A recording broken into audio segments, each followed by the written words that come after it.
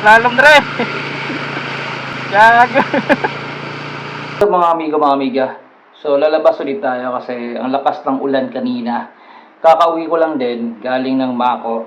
So, kinuha ko lang dito sa bahay yung camera ko kasi naiwan.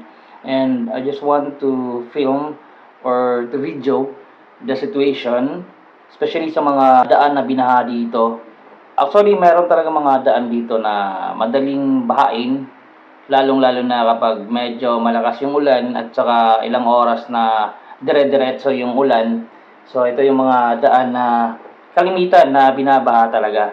But the good thing is, madaling humupa yung baha. So, tingnan natin kung ano na situation. Kasi kanina, pagdaan ko doon is talagang malalim. So, ngayon, I don't know kung mataas pa ba yung baha o hindi. So, tara, samahan nyo ako. Labas tayo ulit. Medyo maulan pa pero kaya naman.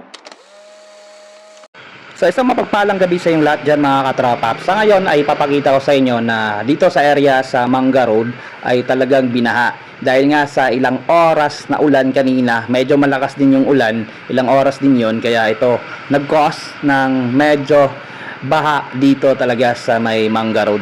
So yan ang makikita nyo na update dito. So kanina dumaan ako dito, medyo mataas talaga yung baha kanina, medyo taga-tuhod. Pero ngayon makikita ko naman na medyo pahupa na. Kasi hindi na ganyan ka taas yung baha. Kasi kanina dumaan ako dito, talagang masasabi ko na malalim.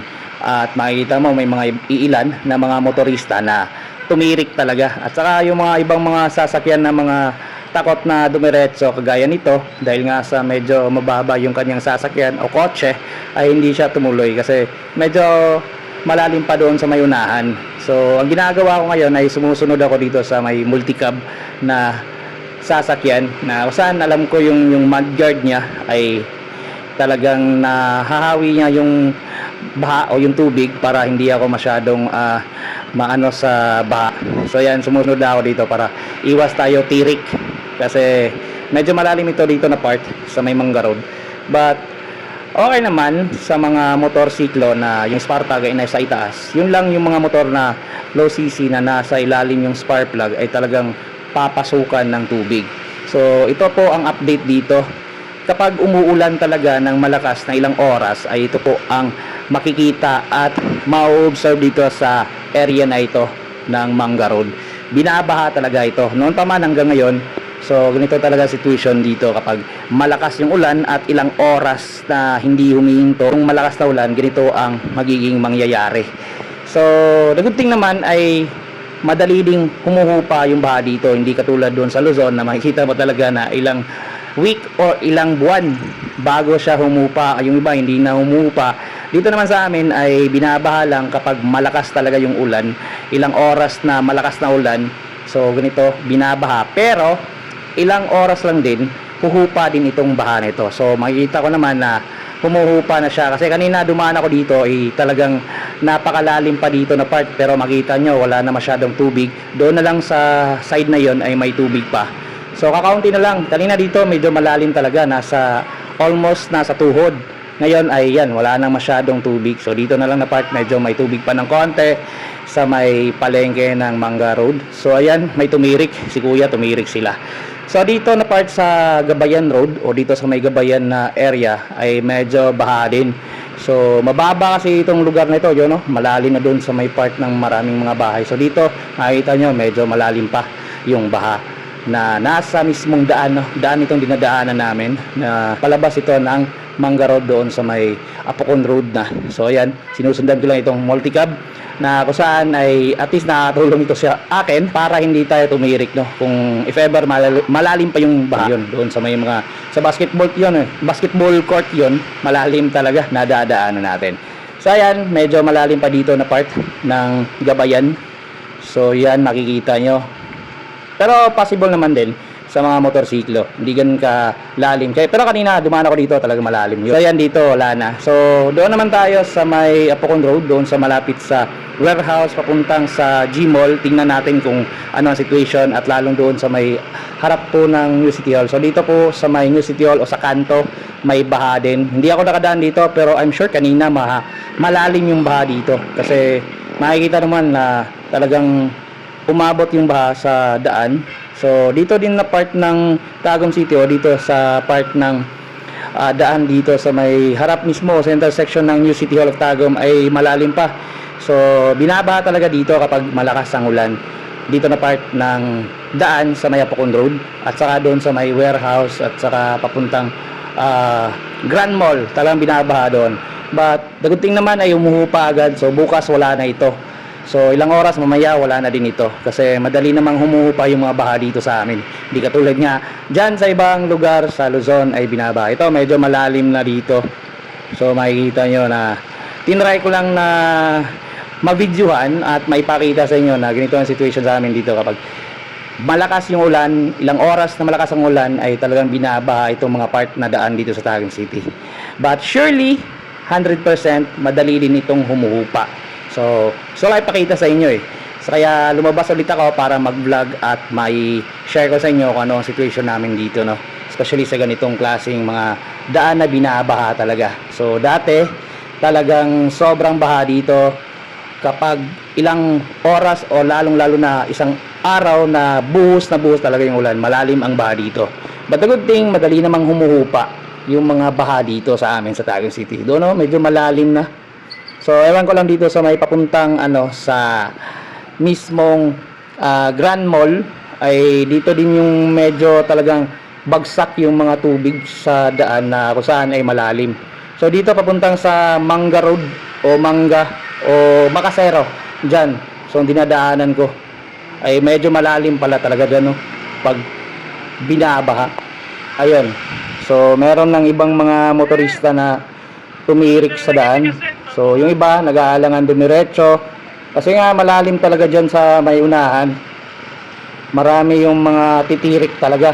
So tingnan natin, ito yung situation na makikita nyo dito mga paps, no, sa amin kapag binabaha kami dito ng malakas na ulan. Ayan, medyo malalim nga talaga dito. Yun nga, buti nilang nakapagpalit na ako ng rim na original, hindi na yung naka-spoke. Kasi pag naka-spoke ka ay kapag nakasalubong ka ng ganyan ng mga sasakyan, yung hampas ng alon ng tubig ay talagang parang madadala ka. So dahil nga sa naka-mags na ako, medyo mabigat na din yung gulong ko at hindi basta-basta na dadali, no. So yun, doon ang medyo malalim sa papunta dito sa Grand Mall. So yan ang situation sa amin dito. Yun kasi yung mostly na binabaha talaga ng mga daan dito sa amin kapag malakas yung ulan. Ito yung update mga paps.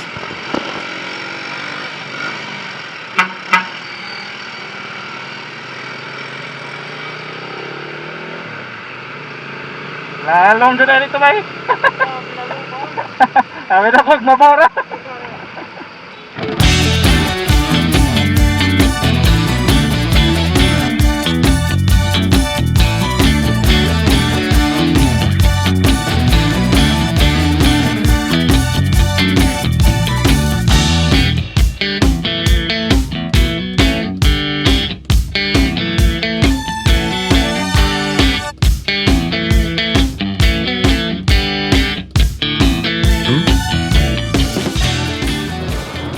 So ayan, isang mapagpalang araw sa inyong lahat dyan mga katropaps. So grabe yung baha kagabi.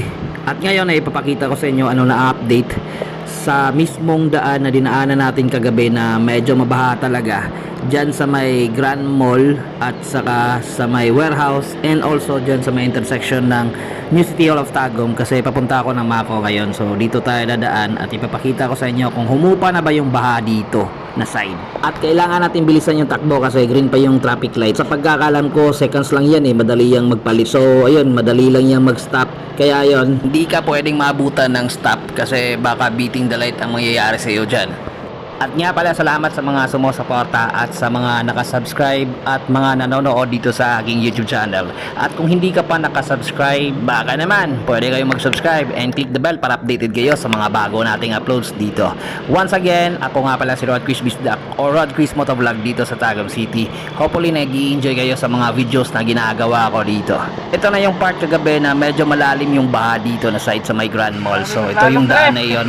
At ngayon ay talagang wala ka na makikita na baha dito. So madali lang humupa yung mga baha dito sa amin.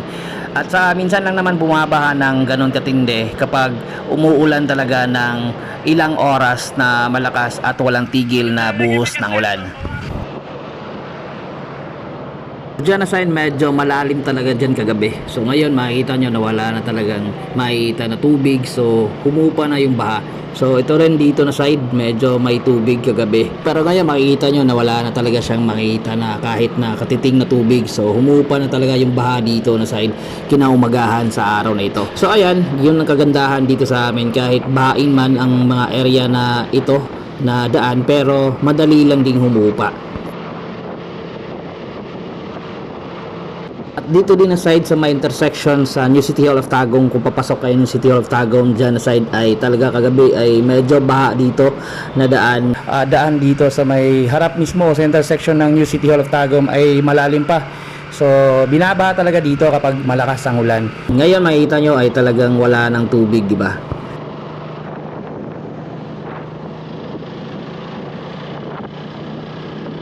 So ayan, gaya na sabi ko, minsan lang talaga bumaba dito ng matindi. So lalong lalo na kapag malakas yung ulan at ilang oras na buhos talaga yung ulan. So yun lang ang update dito sa Tagum City. Hopefully nakakapagbigay ako ng magandang vlog sa araw na ito. And also, don't forget to subscribe sa mga hindi pa nakasubscribe and click the bell para updated kayo sa mga bago nating uploads. Once again, this is Rodkis Bisdak. Lagi nasasabi, always pray before you ride. Ride safe always, mga amigo, mga amiga. Peace out.